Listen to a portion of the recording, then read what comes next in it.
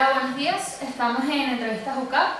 En esta ocasión tenemos la oportunidad de entrevistar a alguien que nos concedió un pequeño tiempo de su gran agenda, porque bueno, él es editor del Clímax, de Tal Cual, también hace 2 programas de radio, uno los sábados, esto sí suena, en Pacífica FM y en Fede Cámaras Radio con análisis de entorno, que fue el programa en el que acaba de salir. Buenos días, Víctor. Hola, buenos días, ¿cómo están? Buenos días, Víctor, gracias por haberme. A ustedes. Pueden seguirlo en sus redes, @VictorAmar.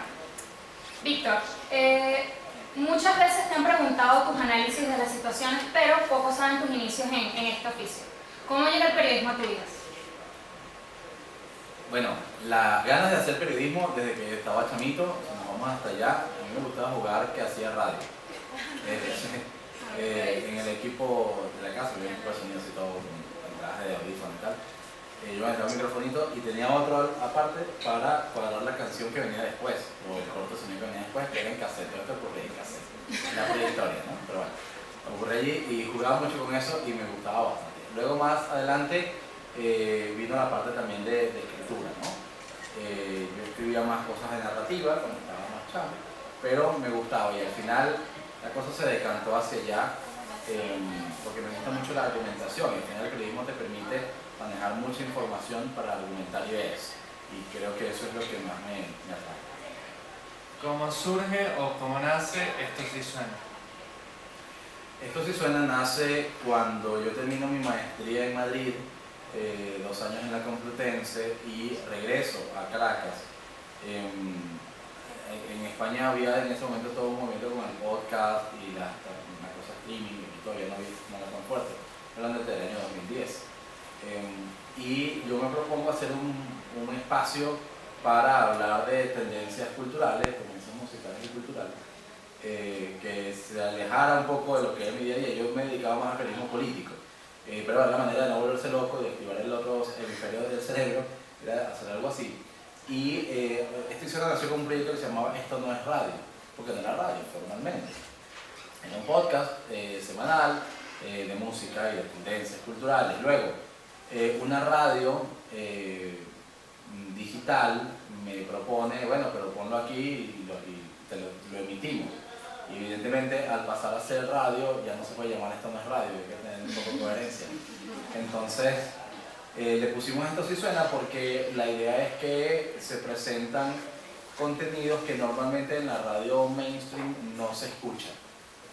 Música muy alternativa, o sea, más alternativa de lo que normalmente la gente llama alternativa, que la gente llama ahorita alternativo es rock, pero aparte de eso hay unas cosas allí lo que le hemos dado en llamar música de autor, así como se habla de cine de autor, música de autor que también pasa. Entonces bueno, hemos ido explorando nombres de bandas y grupos que además no solamente son las grandes disqueras, más bien pasan por debajo de la mesa de ese ambiente, pero tienen como esa salida. Entonces por eso se llama Esto sí suena, porque allí sí suenan cosas, el disco de Sufjan Stevens, cosas así que normalmente en los medios mainstream, a menos de que pasen a ser la banda sonora de Call Me By Your Name y estés nominado al Oscar, pues no te llevan a parar.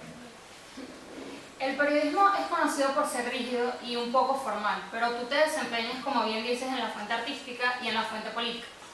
¿Tú crees que eso es un escape que debería tener cada periodista o un periodista completo debería cubrir varias fuentes?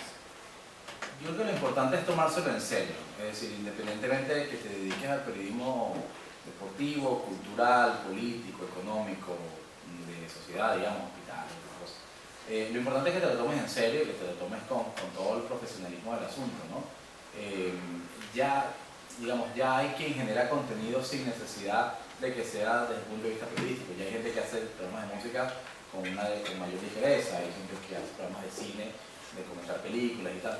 Ahora, una vez que se toma desde el punto de vista del oficio del periodista y desde el trabajo que eso conlleva, lo importante es tomárselo en serio. No es que haya una fuente más seria que la otra. Lo serio es, y lo profesional es, el abordaje que se hace de esa fuente. Tú puedes hacer un trabajo como el que hace, bueno, en términos muy artísticos, el que hace Entertainment Weekly, por ejemplo, o el que hace el piso de New York, cuando se mete en rodajes de películas y tal, o puedes hacer Chapacandela, ¿no? Y los dos están trabajando sobre el mismo, digamos, la misma materia prima, que es el entretenimiento. pero depende de cómo lo enfoques, tendrás una cosa o tendrás la otra. Puede ser Wired o puede ser la revista Ronda, ¿no?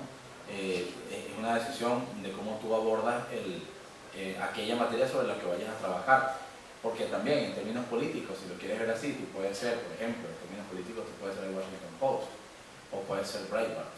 Venezuela puede ser, yo qué sé, puede ser tal cual.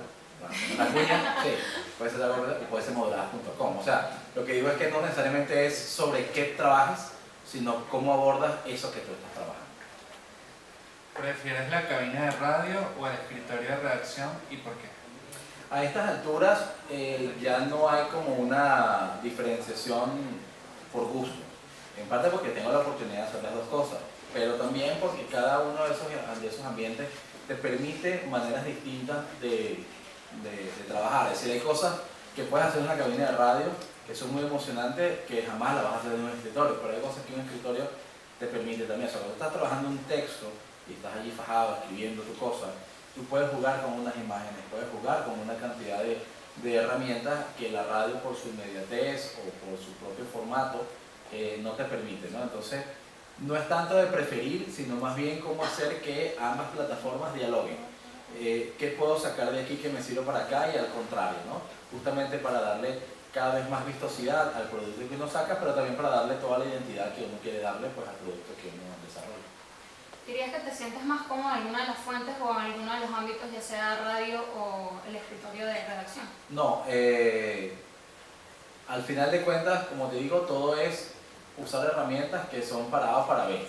Siempre uno termina siendo reportero. Si uno no es un reportero, independientemente del formato en el que desarrolles tu carrera en ese instante, ¿no? Pues, o sea, terminas la radio y te vas a un escritorio, o a la calle a una entrevista. Entonces, normalmente además pasa que lo más importante y relevante viene antes de entrar a la cabina de radio o antes de sentarte a escribir el texto. Si tú vas a escribir el texto, evidentemente antes hiciste toda una investigación, toda una reportería, hiciste entrevistas, etc.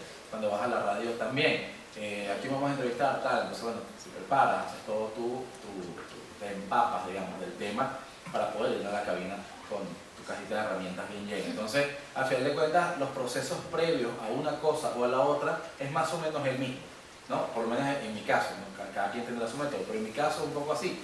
Te preparas, haces tu investigación, te empapas de tu cosa y vas allá. Y ahí no estás pensando en el formato, ahí estás pensando en prepararte y llenarte de información que después puedas articular en base al formato que vas a trabajar. ¿Tienes algún periodista al que admires o haya sido tu ejemplo a seguir, con el que te inspiraste? Bueno, hay muchos y depende no hay uno, digamos, no hay así como que yo quiero ser, no. Pero sí hay cosas, porque justamente la lectura transversal que tiene el periodismo permite eso, ¿no? Vas tomando cosas de cada uno, vas a entender también los contextos en los que esas personas escribían. Por ejemplo, hay un periodista venezolano que escribía fantástico, que era Tomás Eloy Martínez. Tomás Eloy, que nunca conocí, o sea, es literalmente de otra generación, pero sus textos están allí y es el tipo del que se aprende, del que se puede aprender mucho, ¿no? Pero también, como te digo, uno se va encontrando con referentes a lo largo del camino. Todo el mundo te dirá Kapuscinski. Kapuscinski es un tipo que hay que leer seguramente, y lo leo, pero no es que digo, bueno, quiero ser Kapuscinski.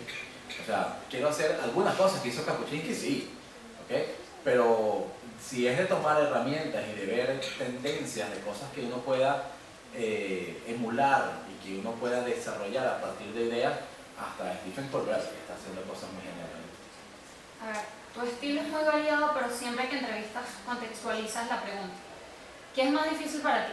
Preguntar a una fuente de política o a una artística, entendiendo que tú en la artística te desenvuelves mejor, utilizas más expresiones que de repente la formalidad de la política no te deja. Yo creo que la política suele tener conversaciones más ricas en contenido, dependiendo de con quién hables de política. Lamentablemente vivimos en un contexto donde muchos políticos no tienen mucho que decir tampoco, ¿no? Es decir, en otra época los políticos venezolanos, cuando uno ve la historia, eran políticos que escribían libros, que desarrollaban trabajo académico y compartían la vida política con la vida académica y del estudio. Ahorita tenemos políticos que a veces cuesta pensar, incluso no que escriban, sino que lean, ¿no? Entonces a veces, digamos, esas entrevistas son complicadas. Pero en todo caso, las conversaciones políticas, como van a un ámbito muy público y van a un ámbito que tiene muchas aristas, porque la política al final de cuentas es el reflejo de una cantidad de aristas distintas de la vida social, dan mucho más rico, ¿no? Y también pasa que yo no creo que la entrevista política debe ser necesariamente de una seriedad de camisa de fuerza acartonada, más bien hay que sacar al político de allí, como también hay que sacar al músico. Ojo, muchas veces tiene un músico sentado enfrente que su objetivo es promocionar mi disco, y lo que está allí es para venderte, no, o sea, para venderte su disco, para decirte, escuchen mi disco, cómprenlo si es el caso de comprarlo, etc. Vayan al concierto y tal. Y la idea es cómo logras estudiar a la persona, entender lo que está diciendo para tú sacarlo de allí y llevarlo no necesariamente a donde tú crees, sino a donde pueda expresar cosas distintas a lo que sea el cassette. Entonces, es habitual cuando, tanto en política como en música, pero también en economista, etc., que muchas entrevistas son tan básicas que casi que ponen un cassette así, y tú escuchas una entrevista y ves otra y te dices, no me dijo nada distinto. Entonces esa es la clave, ¿no? Tratar de romper un poquito esa formalidad, como la llamas, pero también esas pautas prehechas que ya tenemos. Si todo el mundo sabe que si le preguntas algo a María Corina, te va a decir, no, que vamos rumbo al quiebre. Bueno, chévere, pero la cosa es cómo la sacas un poco del discurso, cómo la mueves del cassette para que te dé algo valioso, porque además se supone que tú estás haciendo una entrevista para que sea tu entrevista y que el producto de allí sea lo más único posible. Si pudieses entrevistar a cualquier persona viva o muerta, ¿quién sería y por qué? A mí me gusta, mira, cualquier persona viva o muerta. A mí me gustaría entrevistar a Hugo Chávez.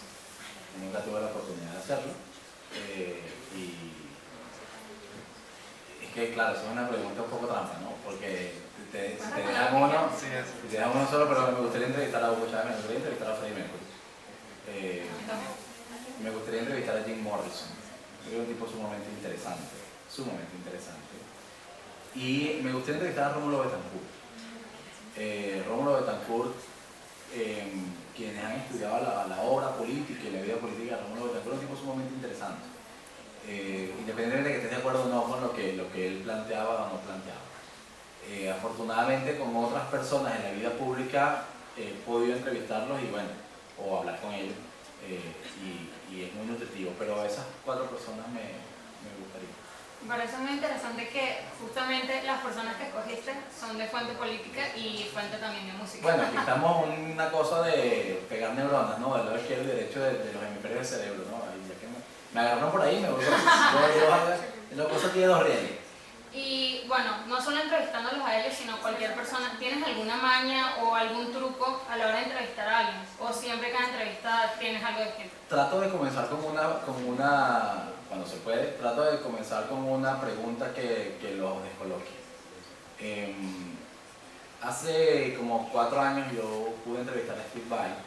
Él venía a presentarse en Venezuela, cuando venían artistas extranjeros que nos presentan de reggaetón.